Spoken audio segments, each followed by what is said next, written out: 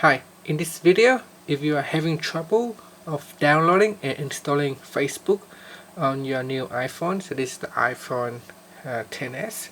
So if you are struggling to install Facebook, here is one thing that you can try to fix the issue. Now what you might think, I think what might happen is that when you try to download Facebook, you may download it via mobile data or cellular data, and because Facebook download is up to nearly 300 megabytes, and because of the large download files, your mobile data does not allow you to download that much, so hence you will have difficult of downloading Facebook app onto your phone. So if you if you are not connecting to a Wi-Fi, try to connect to a Wi-Fi and download Facebook again. So you may experience that you can download all other apps except Facebook. So try to connect to a working Wi-Fi and then download to Facebook.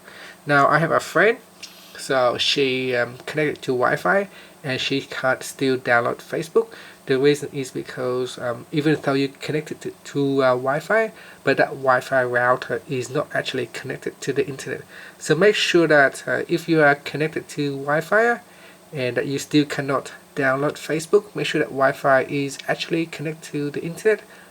If there is an issue, try to restart the Wi-Fi router.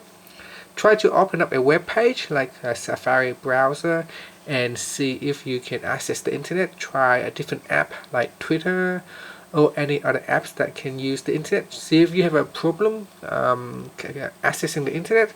That way you can isolate the issues and make sure that the issue is only involve the Facebook app.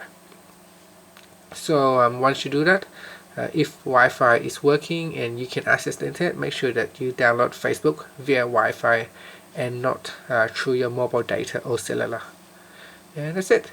I hope that will help you solve your Facebook download and install problem on your new iPhone. Thank you for watching this video. Please subscribe to my channel for more videos.